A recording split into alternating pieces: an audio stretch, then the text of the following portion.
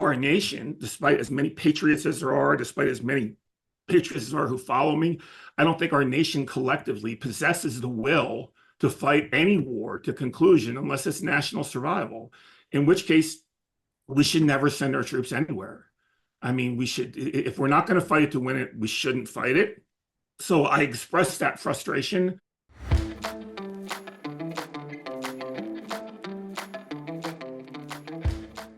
Hello again, Culminators. Don't you just love when I tell you what a special guest I have? And then I want to tell you that, no, I love them all. And I don't love them all. Some of them are real pains. But we always like to be gracious, and the vast majority of them end up being great guests. This one is one of those special kinds of special, like our own children. Every one of them is special and above average. Perhaps you've heard of my friend, the great statesman and philosopher, Cynical Publius. Ho, ho, ho, ho. I got him. I got him first. Oh, you can have your fat cat. You can have all kinds of internet personalities, but this is my kind of troll. This is my kind of thinking man. A man whose background is not entirely like mine, but has some distinct similarities to it, but a truly articulate and literate and well thought out timeline. Cynical Publius, who's going to tell us why his first ever podcast, and I get to see him, but you don't. He's a fine figure of a man, by the way. I mean, you're really missing out. But Cynical Publius, welcome to ColemanNation. Thank you, Ron. It's a real pleasure to be here, and a real privilege, actually. And thank you, first of all, for promoting my X account. You are one of the key people who I think has been very helpful in making it more than just a little hobby kind of thing. And thank you for that. What do you want to talk about? I want to talk about that. I want to talk about the whole thing. You have shared with me a number of fascinating details about your life, entirely voluntarily, well before either of us contemplated this conversation. And it was interesting to me, merely the fact that you wanted me to know them. One of the things you wanted me to know was that you're a lawyer, because there's that special kinship. I'm from New Jersey. You did mention that. That's right. Yes. So let's start with this sort of flat-footed question. What's the backstory, and why can't we learn the part where you tell us your name? Okay, well, I'll answer the second part first and then give you the backstory. The practice of law I'm in right now is primarily one with very progressive clients and partners. And out of respect for them, I feel I'm obligated to sort of keep my identity on the down low for the time being. That means he's making money, folks.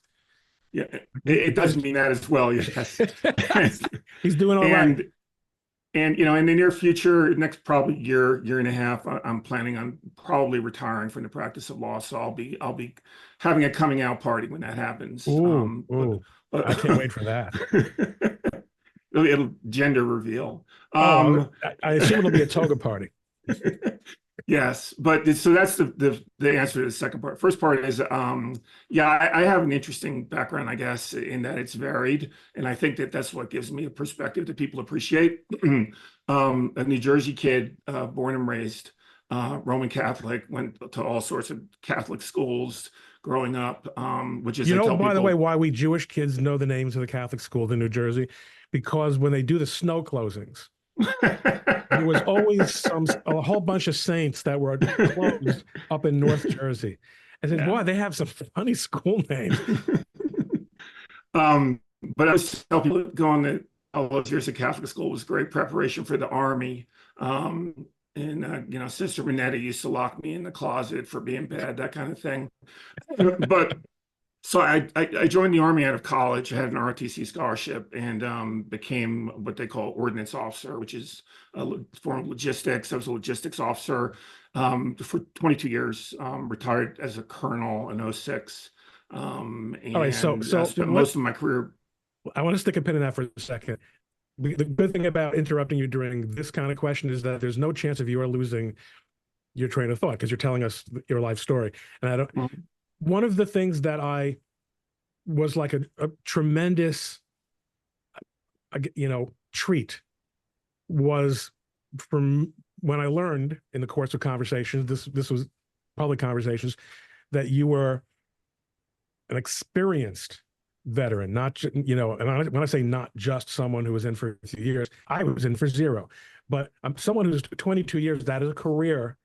That is a career, and a former officer, and someone who has been abroad quite a bit. And we'll talk about that later. But let's face it, on Twitter, when talking about politics and talking about culture war, having that kind of experience gives you a tremendous gravitas. Whether I'm not telling you. Thank you.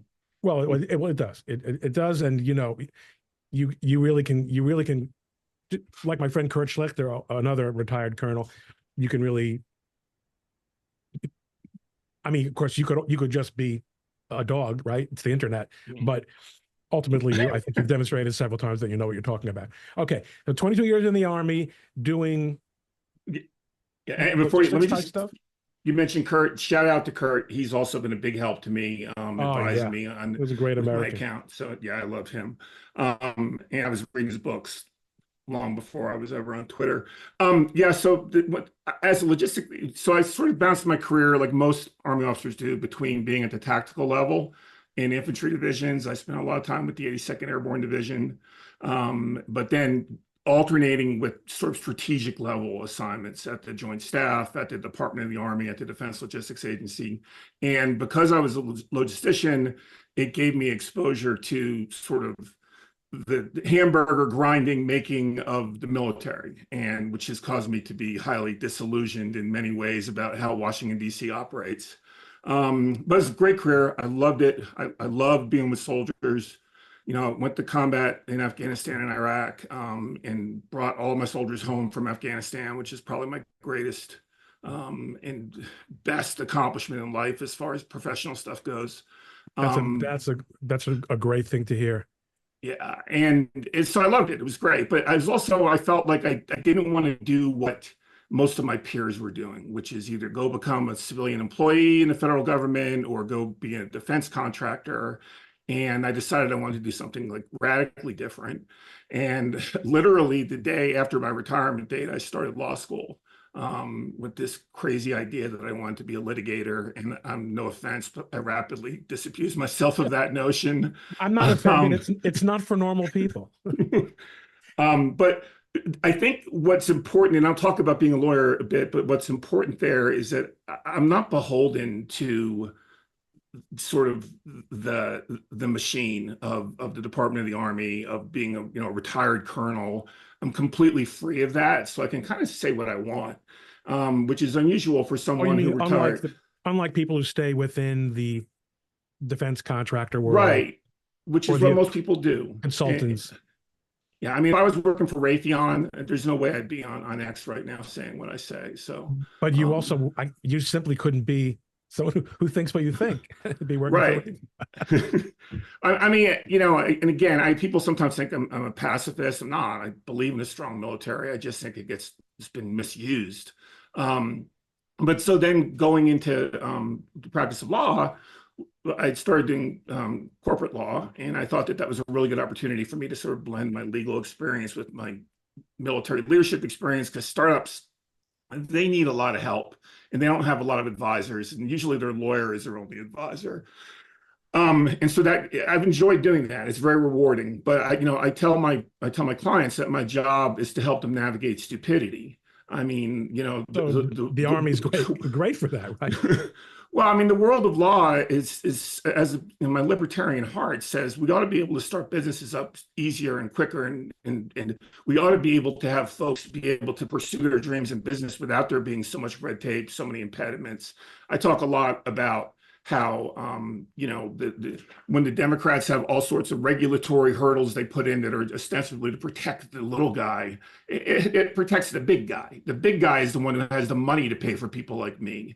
The big guy is the one who can navigate that. So I mean, I look at my clients, I say, my job is to help you navigate this crap so you can achieve your business objectives. But that's given me this really cool flip on my understanding of the world, because there's a lot of people who were Army colonels who understand how that works, but they can't tell you what a balance sheet says.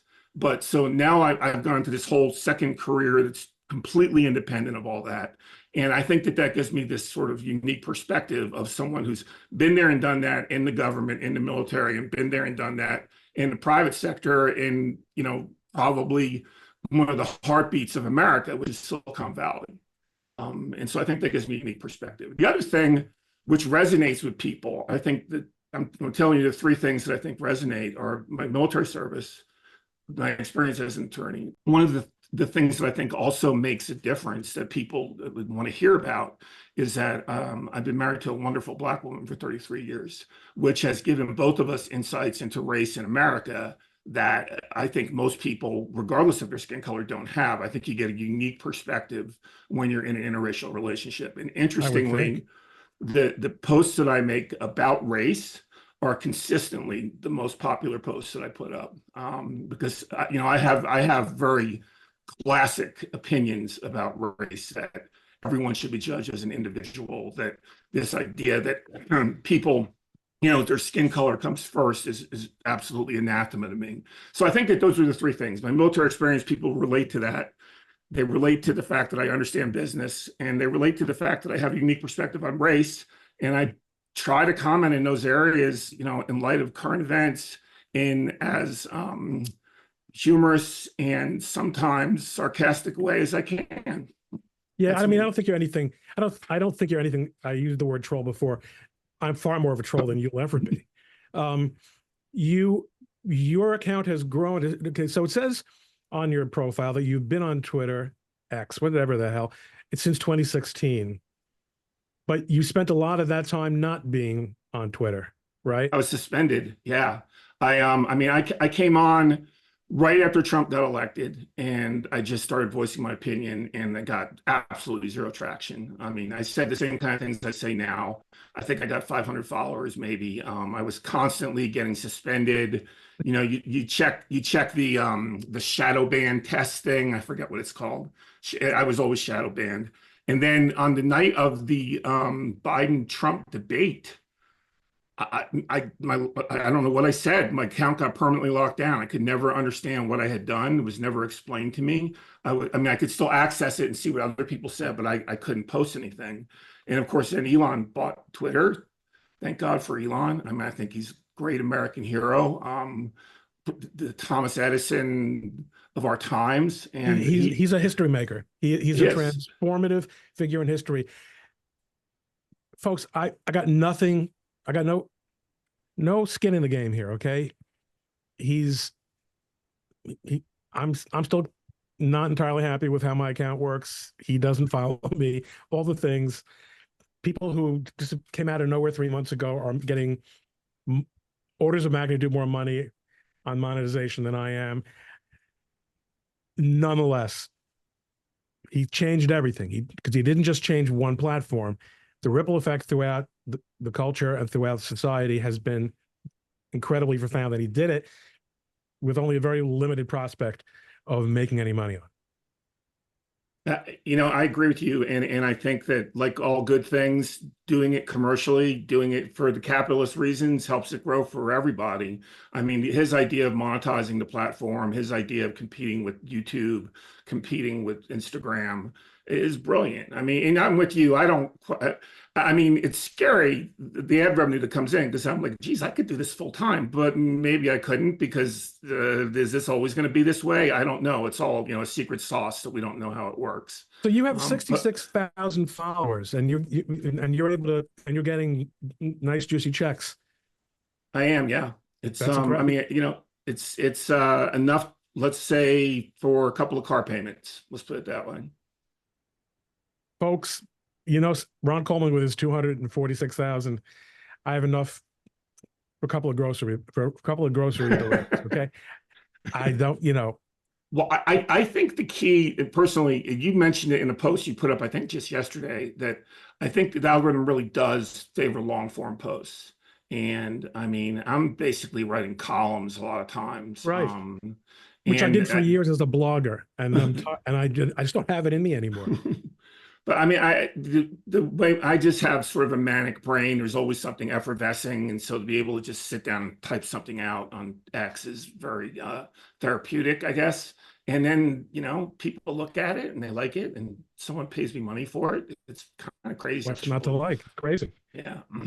Now, you got onto Twitter around the time of Trump's election because is that just happened to be a coincidence, or is that you had something to say at that time? No, I mean, I was really recalcitrant to say anything publicly about my political beliefs, just in general. I mean, you go to law school, I mean, and you're surrounded by people who are so alien in terms of, what they think about the government and what they think about society.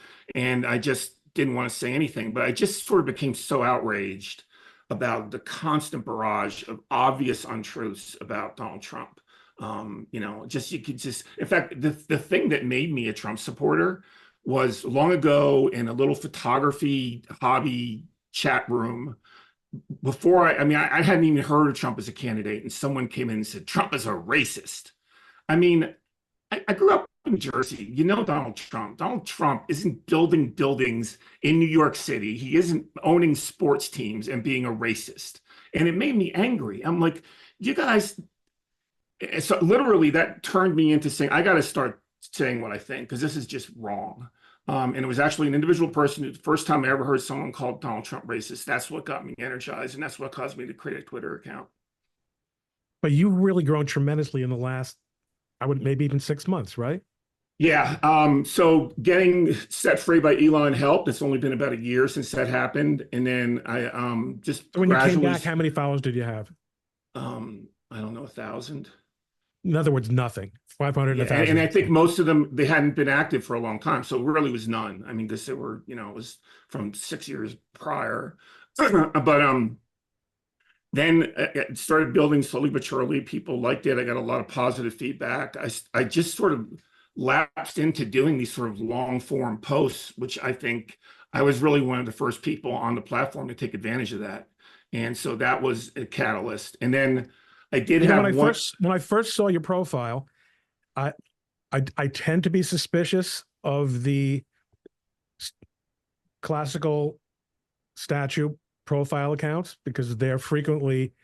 I'm one of my favorite clients is a Gavin McInnes who, coined the phrase, as far as I know, Western chauvinism. I'm all for that. I get it. I'm in favor of the same things, but often they're white supremacists or creeps. But I picked that on a day in 2016 without any knowledge that there were these statue people that were out there. I mean, I'm a huge fan of the Federalist Papers. I mean, the Publius is a reference to that. That's really what it is. It's not a Roman reference. It's an American Revolution reference. Of course. And that. And I had to ask you before we started today, no classicist I, which is not to say I'm not a classist. Whose picture that was? I mean, whose statue that was? It's Virgil. That's Virgil. I mean, you told me already. I knew it already. But I didn't even want to be quoted as suggesting that I in any way knew it. Okay. Yeah. So you all right. So yes, the name, and yet but cynicism in the true philosophical sense of the word, not necessarily in the way we use the word today, which is a little bit. I don't think, to me, it means sort of, Hollywood sarcastic, Jerry Seinfeld, cynical. I think it means. I love Seinfeld, by the way. I'm a huge Seinfeld fan. I always explain to my wife, because she's not from New Jersey. I say, look, if you want to understand my family, it's the Costanzas, okay? That's my family. But cynical, to me, it's more of a deep philosophical look at what lies beneath the conventional wisdom. To me, that's what that means. Now, That's interesting to me because you mentioned how much you like Seinfeld. You have been accused by people who don't look closely at the feed. And I love when people jump in and decide what you are based on one tweet without the slightest diligence. So you've been accused of being a Jew, and you've had to explain, Uh, no, not that. First of all, I am a strong believer in that term, the Judeo-Christian tradition. I think that our nation is built on that. I think when you talk about the commonality between being a Christian and a Jew, a big part of it is God isn't forcing you to worship him. You're choosing to worship him. I mean, and that's liberty, that's freedom, and that's what our country's built on. So I'm a huge believer in the Judeo-Christian tradition. I grew up in New Jersey. I mean, there were the Catholic kids, the Protestant kids, the Jewish kids. It didn't matter. It was all just what you were all just there hanging out in the street, playing baseball or whatever. But what I think gets that accusation now is my strong support for Israel. And so much of the time that I actually wrote a tablet article about this, which they published under my Cynical Publius name. Talk about that. That's an incredible, that blew people away. Yeah, it's a great magazine, and I was privileged to write for it. But the idea is I spent a lot of time in the Middle East. I mean, not just at war. I lived in Kuwait for a year. I've been to Saudi. I've been to Jordan. I've traveled extensively. I've lived in the culture because as a logistics officer, I was working day to day with the local governments, and I made friends. We're in the tents at Ramadan, eating rice with our hands and drinking tea, and playing cards in the middle of the night, but at the same time, there were so many appalling things that I saw. I mean, the way women are treated, the way LGBTQ people are treated, the way that you see folks who are coming from places like Bangladesh to work and sweeping the street, who are like literal slaves. It's just like, it's so illiberal. But the one place in the region that is truly liberal, that truly embodies the sort of progressive ideals that the people on the left demand is Israel. I mean, Israel's a democracy. It's got guaranteed liberty, and it's 22% of the country is non-Jewish Arabs, and it's a remarkable place that's brought out of nowhere. And I mean, actually, I've done a lot of deals in Israel, and just how advanced the companies are there, the technology is coming out of it. Everything about it is what everyone ought to aspire to from the left, yet they hate it. And it makes no sense to me. I can't figure it out. So that's why I've been, quote unquote, accused. I guess you're not allowed to stand up for Israel if you're not Jewish, apparently. Well, it is,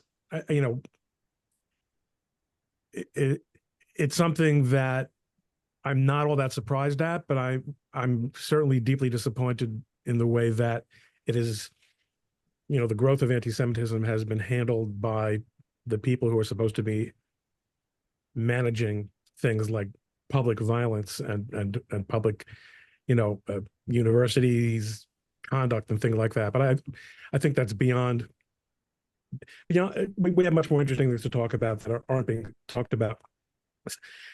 Yeah, but not only that. I mean, I just put up on the screen a particular quote that I made your opinion on this topic. Yes, you've done deals in Israel, but you also, as a former United States military officer, are able to say what it says in this pull quote here. Yeah, it's an extraordinary. I mean, I'm sorry, I cut you off. Go ahead. No, I'm just saying it's an extraordinary Yeah. level of credibility that you have to be able to say that. Well, I mean, I'm sure a lot of my listeners were sitting there who are like former infantry SEALs, saying, "Hey, this logistician, what does he know what he's talking about?" But it was a nonlinear warfare in Iraq and Afghanistan, and there were plenty of instances where you weren't sure whether or not you should light somebody up or not, because you weren't sure if they were actually the enemy. And it's the fog of war. It's you do everything you can to mitigate harming or killing someone who's an innocent, but it's war, right? It's impossible. And there's certain measures that you take, civilian risk mitigation measures. And what I've studied about the IDF is that they're state of the art. I mean, yes, there are civilians who get killed, but you do everything you can and you don't target them. Unlike Hamas and Hezbollah, who decide they want to just shoot random missiles into Israel to kill as many civilians as they can, where they're deliberately targeting civilians. So I have a real problem with people who accuse, particularly people who are also military folks, who accuse the IDF of literally targeting civilians. And then while they're closing their eyes to the fact that Hezbollah and Hamas are shooting rockets every night at Israel. It's ridiculous. And here we are. Would you, is a military career, well, do you regret having spent 22 years in the Army? No, absolutely not. It's maybe who I am. Some of the, putting aside family stuff, professionally, the most rewarding moments of my life or in the military. I wouldn't have traded it for anything. What frustrates me, and this is what frustrated me when I came home from Iraq, is that we were fighting a war with Al-Qaeda in Iraq, where their stated goal was to break the American will. That's what they were trying to do. They knew they couldn't beat us militarily. They were trying to break the American will. And they succeeded because of people who were home. Bush lied, people died. I was in Washington, D.C. I was in the Pentagon. I was seeing it right there live in front of me. They weren't supporting the troops who were downrange. I don't think our nation, despite as many patriots as there are, despite as many patriots as there are who follow me, I don't think our nation collectively possesses the will to fight any war to conclusion unless it's national survival, in which case we should never send our troops anywhere. I mean, we should, if we're not going to fight it to win it, we shouldn't fight it.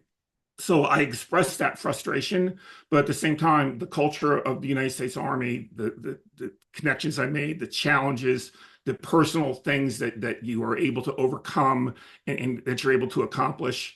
There's a in the 82nd Airborne Division, they have a thing once a year called All American Week, where you have festivities and parades and celebrate the history of the division. And one year I was there was a General James Lindsay, former four-star general, four-star commander. He got out there in front of the whole division on the field and said, no matter where you go, no matter what you do for the rest of your life, you can walk up to anyone and say, I was a paratrooper in the 82nd Airborne Division. What did you do? And that's how it feels. You feel invincible when you experience that. So yeah, I love Band of Brothers.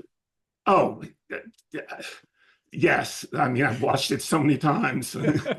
we're paratroopers, Lieutenant. We're supposed to be surrounded. I mean, I can quote it like I can quote Seinfeld. But yeah, I mean, so the answer to your question is yes. I'm very proud of my service. I'm very happy to have served. I think it's unfortunate that America has turned its troops into pawns for politics most often. And that's one of the refrains I have in my account that seems to really resonate with people. It seems like it's really baked into the system. Is there any way, because yet we have this power God has bestowed on this country, and maybe it's sort of the check and balance in the big picture, that a country that has more military capability than any empire ever did in history, the ability to project military power, unparalleled, is also so systematically unable to maintain a strategic policy of any kind. I agree. Is there any way to fix that?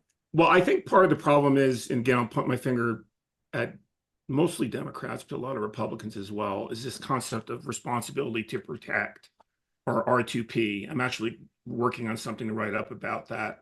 It's a sort of very left-wing strategy for people who never actually wore the uniform, but like to inhabit the upper echelons of the Department of Defense, is the idea that if the United States has the capability to send troops somewhere to prevent suffering, to prevent genocide, to prevent a Darfur, to prevent, in this case, they're going to say to prevent what's happening in Gaza, then we should. We have that responsibility to protect because we have this power, which, as we used to say in the Army, briefs well, But the reality is when you do that, when you put boots on the ground, you're fighting against a thinking enemy. And I don't care if that thinking enemy doesn't have F-16s or not, they're going to figure out a way to come at you. Americans are going to die.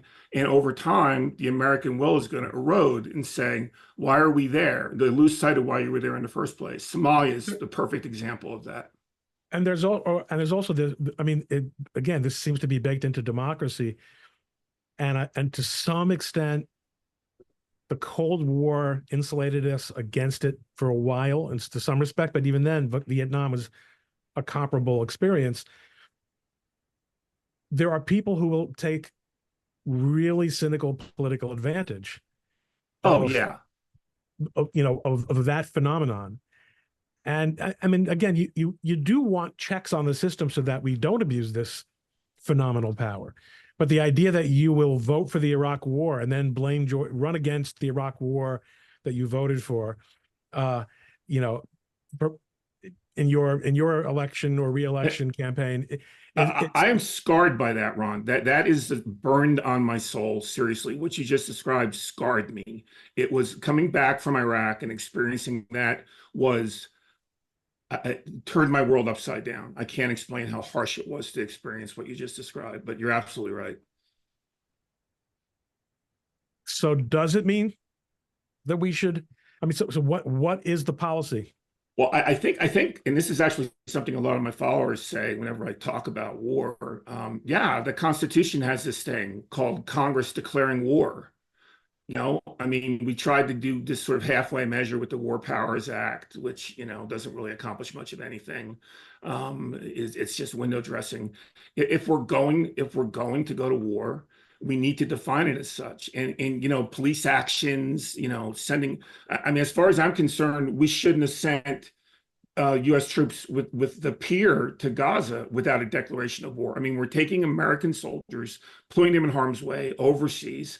We need to have the national will to do that. And we have elected democratic institutions in the form of the Congress and the president, whose job it is to decide whether or not they're going to do that. And then they're going to get elected or unelected based on that decision. But they need to commit to it via a declaration of war, not be wishy-washy, just like you said, like, oh, I voted for it before I voted against it. I mean, we need that definitive, yeah, we're all in this and we're in it to win. Well, when you declare war, right, you have to declare war against someone, right? Yes. So if let's say there's a rationale, and I think we've learned that these rationales are seldom work out very well for a peacekeeping mission.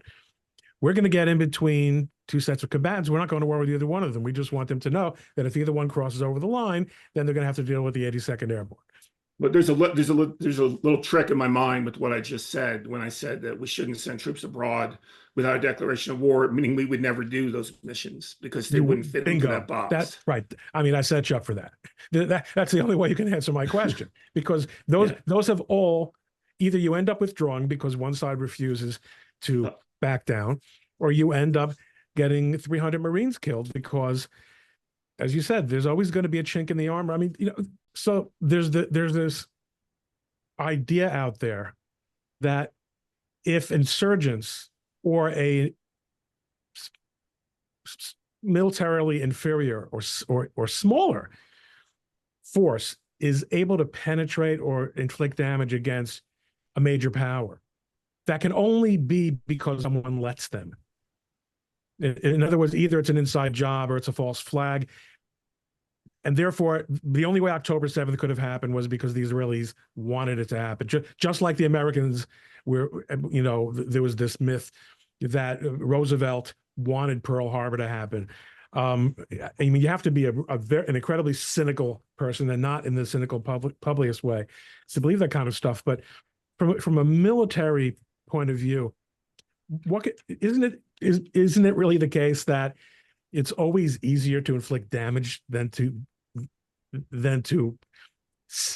prevent, than to guarantee 100% invulnerability from damage? Yeah, it is. But I think that the problem that people have is they have very simplistic notions about who we fight. I always say you're always going to be fighting a thinking enemy. Your No, you enemy used is that as term smart before. as your enemy is as smart as you are. Yeah, the Taliban may have been blowing up, historic statues and completely denigrating women and having slavery and God knows what else. But they're smart people. They know how to fight asymmetrically. They proved it against the Soviets. They proved it against us. You find a vulnerability and then you attack it because it's what they call asymmetrical warfare. Our weakness as the United States is not anything having to do with technology or the quality of our forces. It's the national strategic will. That's our weakness, and that will always be targeted. I mean, that was what was happening in Iraq. The whole idea behind IEDs was let's run up the death count so America will quit. There was no tactical imperative. There was no holding ground. There was nothing that you would classically see in, Right. World War II movies. It was just let's kill as many people as we can so they'll quit. And your enemy is always going to identify that weakness and they're always going to target it. And people just think that, oh, these are Stone Age Taliban guys. They don't know what they're doing. No, they're very sophisticated in their understanding of warfare. But also, they're often getting help from first world countries Yep. whose intelligence services have a very strong interest in undermining any American expansion or retention of influence. Yeah. I mean, one of the things that frustrated the heck out of me in Iraq was clearly there, at least not AQI, but the al-Sadr forces were being armed by Iran. And so when that was something that I forget who said it, whether it was Bush or Cheney or someone, oh, you're making that up. No, absolutely. They were supporting the forces against this, just like they're supporting Hamas against Israel. I mean, anyone who doubts that is an idiot. That's another issue, I guess. Iran, this obsession with the Biden administration and its present day proxy on making Iran a regional hegemon. I've asked a few people on my show why they think that's the case, and a couple of them have said, well, anything that reduces American power, therefore. But I mean, is there any better spin? Is there any way to explain why, short of being anti-American or being cultural Marxist or something, is there any way that a reasonable person can say, here's the school of thought? You may not know, this may not be your field of study, but why would it be good for American foreign policy for Iran to be a regional hegemon, to have nuclear arms? Because obviously that's something that I agree with your other guess, Ron. I mean, I don't know another answer. I mean, I think it comes down to this sort of reflexive idea on the left that the entire history of the Western world, the entire history of the United States is somehow evil. And so anyone who stands in opposite to that must be virtuous, and we should redeem our sins by supporting these virtuous victims. And, you see that right now. I mean, in my mind, anyone who could not see what Hamas has done and the Palestinian support for Hamas is absolutely, it blows my mind. They can't see it. But again, it's a very reflexive thing. It's like, these are the victims. Israel stands for sort of, Western thought, the Judeo-Christian tradition. These folks stand for being victimized. We must side with the victims. And, Iran is the powerful victim. I mean, look what we did to the Shah. Look at how we've had these sort of, not what we did to the Shah, the way we propped him up and some of the things that he did. You look at, so it's a powerful victim. And so that's why it's good. I mean, I can't explain it. It's crazy. But I mean, that's what I think the philosophy is. Now, you mentioned this is something we want to get back to, but I think there's an analog. Watch this segue. I think there's an analog from the foreign policy to the domestic policy, and in particular, the way it's affected the legal profession and the practice of law in the courts. There's this idea that there's a victimized class, and that and there's really no right and wrong. There's just this sort of class war, but not economic class, but racial class and identity class. I mean, you said at the beginning, you never understood and you don't have any use for this idea of skin color as a driving force in a person's life. Not that's not exactly right. Not as a driving force, because we are products of our history, but as a basis for judging an individual. That I look at you and I see you and I say, okay, you must be these things because you look like this. That's what I was speaking of. But I mean, yeah, I mean, Ron, going to law school, the thing that drove me absolutely bonkers was critical legal theory. I mean, the idea And when that you there were in is law no school, that was which would be about what, 20 years ago? um about 15 years ago. 15 years. Okay. Um, So that was kind of just waning around 15 years ago, but it was still probably well part of what well, your professors were I don't want talking to about. give my school away, but I will say that the school had one natural law journal and about 8 critical theory journals. So, but you know, the thing that attracted me to law originally, and I took actually a constitutional law course as an undergraduate, and it stayed with me forever, was this sort of um, defining truth. Like truth was an absolute thing, and you could define it. This is true. This is untrue. This is right. This is wrong. This is moral. This is immoral. You know, very classical natural law theory, and that attracted me to such a degree. And the idea that no, law is only something that the powerful use, and there is no objective right and wrong, to me is again insanity, and is leading us down a path of destruction. But can't you say that it's actually been vindicated by exactly the abuse, by the abuse of the judicial system that we're seeing? Just Oh that they yeah, misidentified who the powerful are. might makes right, except we're going to take our might and pretend we're the victims and we're going to inflict it on you. Yes. I mean, what's been happening to Donald Trump in the courts to me is up there with slavery, with the worst things that have happened in American history. This is up there. It is a complete undermining of every principle that we stand for. The idea that if you are the political opposition, we will use the law and manipulate it to silence you is tyrannical. It's Stalin. It's Hitler. It's absolutely insane that it's happening in America. And I'm at a loss for words. Yeah, I mean, it is really disheartening. And you're not a litigator, but you nonetheless are you're part of the system. You're a member of the bar.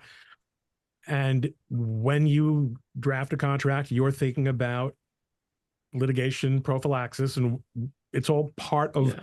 of the regime in which we operate. Yes. And now you're at a point where you realize that there are really no rules anymore. Right. I mean, if anyone who talks about, no one's above the law, I mean, we can all laugh at that. I mean, but the whole concept of equal justice under the law, no one seems to want to consider that component of things. I mean, that's part of Lady Liberty is equal justice under the law, and we are violating that to such a grotesque manner. It's unbelievable. So now, as we slide out of our heavy and depressing conversation, you must have made a lot of interesting new friends besides me in your. So I mean, and you think of all the different. You went from 22 years in the U.S. Army, going all over the world, meeting all kinds of people, and having all kinds of interesting experiences, and then law school, which is a social nadir of some sorts, but you do also meet some interesting people. Then you're in a law firm. You will also meet some of the worst people in the world, and I actually have some really good partners. So that's right. I'm glad to hear that. But now you really got yourself into the world of social media by having interesting and intriguing and credible things to say, and you're being exposed. Isn't it just marvelous? Yeah, it's absolutely incredible. I mean, shout out to you, Kurt Schlichter, David Limbaugh is someone I've talked to. I mean, it just blows my mind that I'm even talking to some of these people. Oh yeah, Colonel that part of it as well, that you can really have an interaction with literally world famous people. Yeah. It's really And something else. Colonel Rob Maness is another name I want to mention. Has been very helpful. Yes, he's a longtime But friend of mine too. Yeah. yeah, but the idea, and the people are presenting me with opportunities. I mean, I'm really, it's a brave new world. It really is. Everything I've ever done before in my life was very like orderly, very planned. I'm going to do this next. I'm going to do this next. Very deliberate. This is just something that's dropped on my lap. I've got people talking to me about writing books. I've got people wanting me to write articles. I've got, you wanted me on your podcast. I'm very inexperienced in all of it. And so I'm trying to make sense of it all. It's exciting and fun, but it's also a little bit scary. Yes, it really is. And here I'm trying to balance maintaining my law practice, which, in terms of the concerns that you have, I decided I could be on the speed dial of only 20 or 30% of the country still, and still be able to make a living. It should not really be a deal killer for me. It's different because you're a partner in a larger law firm, but there's this incredibly unstructured.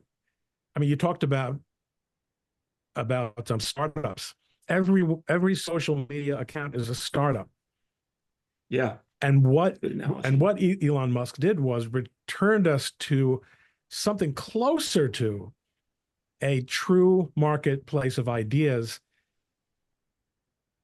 than it had ever been before. Yeah, it's a meritocracy. It's a pure meritocracy. It's all about your ideas and how you express them. It's wonderful. All right. I mean, if you have looks like mine, you have an unfair advantage over other people, and you're putting that you're leaving that on the table, but that's your call. But I mean, it is not entirely meritocracy. If you're a really attractive woman, you do get extra opportunities, but that's true in all of life. But that's been true like since Adam and Eve, though, right? I mean,